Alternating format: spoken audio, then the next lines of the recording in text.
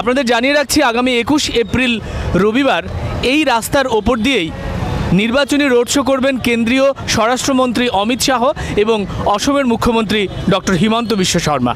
নমস্কার, আপনারা দেখছেন বার্তালিপি ডিজিটাল, সঙ্গে রয়েছে আমি সায়ন বিশ্বাস।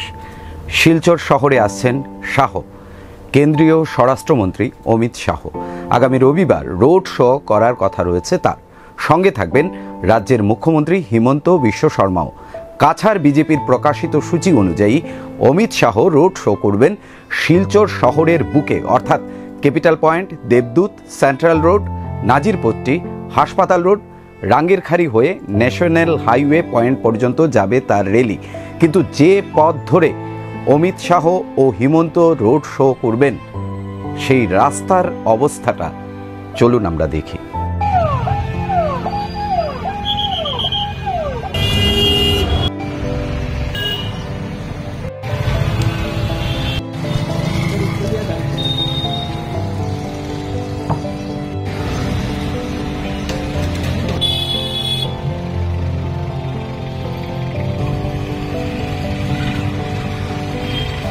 গত 2 মাস আগে আমরা একই রাস্তা নিয়ে ভিডিও প্রতিবেদন করেছিলাম।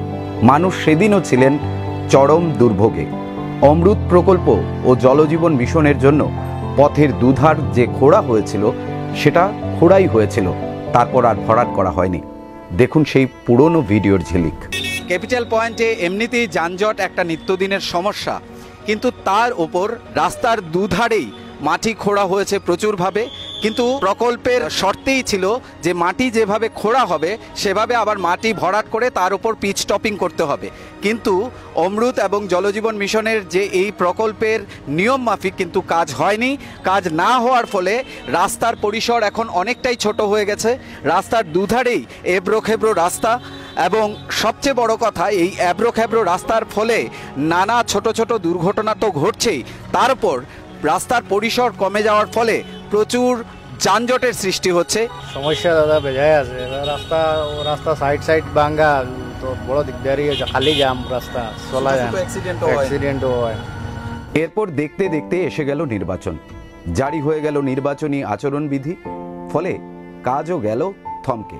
অথচ মানুষের দুর্ভোগ যেখানে ছিল সেখানেই থেকে গেল, বরং এখন বৃষ্টির মরশুম আসতেই বেড়ে গিয়েছে এই দুর্ভোগ।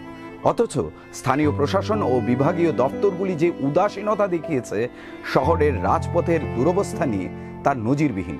সাধারণ মানুষ ছাড়া কেউ এ নিয়ে টু শব্দটি করেননি। অবস্থা এমন এক জায়গায় গিয়ে দাঁড়িয়েছে যে এই বিভাগীয় দপ্তরগুলি আজকাল আর মানুষের ক্ষোভ বা কোনো মিডিয়া রিপোর্টকে জাস্ট পাত্তাই দেয় না।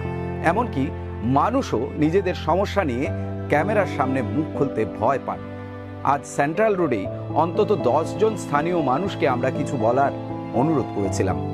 তারা বলেছেন, হ্যাঁ, নরক যন্ত্রণা ভোগ করছি আমরা, অথচ তাদের সেটা প্রকাশ্যে বলতে অনীহা। ক্যাপিটাল পয়েন্টে দাঁড়িয়েই একটি খবর করেছিলাম রাস্তার এই বেহাল অবস্থা নিয়ে।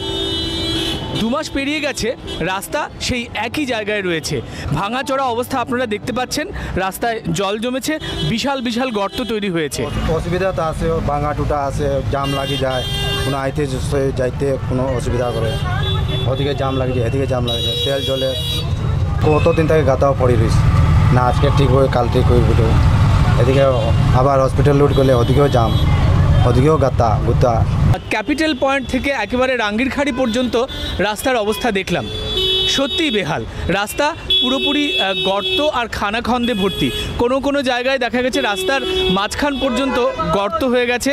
বিভিন্ন জায়গায় রাস্তার এবড়ো খেবড়ো অবস্থা। আজকে যে এই সমস্ত ঘটনা যে নইব, যে বাঙ্গা সাঙ্গা যে আমরা কয়েকদিন ধরে আগে ঠিক করাইছে, বুঝুন নি, এটা ঠিকঠাক হয় না। এদিকে কিনা জমা জল, এদিকে কোনো কাম করছে, নালার চালার কোনো কাম করছে, এরপরে এদিকে পুরো পাঙ্গিয়া সাঙ্গিয়া জল খালি জমা হয়। এবার ব্রাঞ্চের কয়েকজন মিলিয়া, যেমন রাকেশ সিনহা, হুসেন বরবইয়া, শোনায়, তারা সবাই মিলিয়ে আমরা এটা ঠিক করাই দিই, তবুও এটা কোনো ঠিক হয় না। দেখুন কী পরিমাণ গাতা, আর সমস্যা মানে গন্ধ দুর্গন্ধ, চাবড়াও নেয় না, গাতায় গাতা। ঠিক আছে, এদিকে পিএইচে জল গ্যাদারিং করিয়া পুরো এই জায়গাটারে পুরো একদম ড্যামেজ করে ফেলাই যে রাস্তাঘাটের অবস্থা দেখুন আজকে কতটা দিন ধরে এটা কেউ দেখেও না আর টিকও করে না। এই ক্যাপিটাল পয়েন্ট হসপিটাল রোড যাওয়া যায় না, কি জাত গাতা, কত বড় বড় গাতা, আর এদিকে জল জমা হয় খালি একটু বড় বড় জল জমা, একটু বড় বড় বৃষ্টি হলে কত বড় বড় গাতা দেখুন। আর কি সমস্ত অ্যাক্সিডেন্ট, টুকটুকি এদিনকে উল্টিয়ে মাথা টাথা ফাটাইছে, আমরা নিয়ে হসপিটাল দিয়ে আইছি। শিলচর সিভিল হাসপাতালের সামনে এখানেও রাস্তার পরিসর একেবারেই ছোট, নিত্যদিন যানজট লেগেই থাকে এবং শুধু এখানে রাস্তার সাইড এবড়োখেবড়ো তা নয়, রাস্তাগুলোও ভাঙা, প্রতিটি যানবাহনকে অতি সতর্কতার সঙ্গে চলতে হয়। যেগুলো ডিভাইডার ছিল সেই ডিভাইডারগুলো লাশে পরিণত হয়ে গেছে, কোনোটার তো অস্তিত্বই নেই। এইভাবেই আমাদের শহরের প্রতিটি জায়গায় এই সিভিল হাসপাতাল থেকে একেবারে মেডিকেল পর্যন্ত জায়গায় জায়গায় একই দুরবস্থা। এই রাস্তার সমস্যা আজকের থেকে নয়, তবে অনেক দিন ধরিয়া, যার জন্য আমরা দোকানদার হল তো বহুত ভুক্তভোগী এবং কি জনগণও তো আরও ভুক্তভোগী। এই রাস্তা যে আপনারা বর্তমানে যে গর্ত দেখতেছেন, এটা আরও বিশাল গর্ত আসলো। আমরা যখন দেখলাম আমরা এই সমস্যাটা, তখন আমরা আশপাশে বিল্ডিংয়ের ইনস্ট্রাকশন কাজর ওইখান থেকে আমরা কিছু মাটি উটি সংগ্রহ করিয়াই নেই, কারণ আমরা ডালিয়ে মোটামুটি এখন বর্তমান তো অনেকটা উঁচা দেখরা। বিগত কিছুদিন আগে এখানে একটা মিনি ট্রাক ফাঁসিয়া পাল্টিয়া অনেক কিছু সামান পড়ছে। আমরা এটা দেখার পরে আমারও খুব দুঃখ লাগলো, আজকে একটা ট্রাক ফাঁসে এই রাস্তা দিকে স্কুলের বাচ্চারাও যায়, এমনকি বয়স্ক মানুষও যায়, এই প্রত্যেকের এত কষ্ট হয়। যাই হোক, এই রাজপথের ওপর দিয়ে শাহ রেলি করবেন হিমন্ত, লোকে লোকারণ্য হবে, মানুষের মাথার ভিড়ে হয়তো দেখাই যাবে না রাজপথের এই খানাখন্দ, এই কঙ্কালসার চেহারা।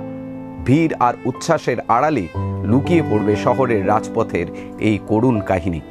দিন যাবে, মাস যাবে, এমন আরও প্রতিবেদন হবে, কিন্তু শহরের কথা শোনার জন্য বা শহরের হয়ে বলার জন্য কেউ এগিয়ে আসবে না। বার্তালিপির সঙ্গে থাকার জন্য ধন্যবাদ।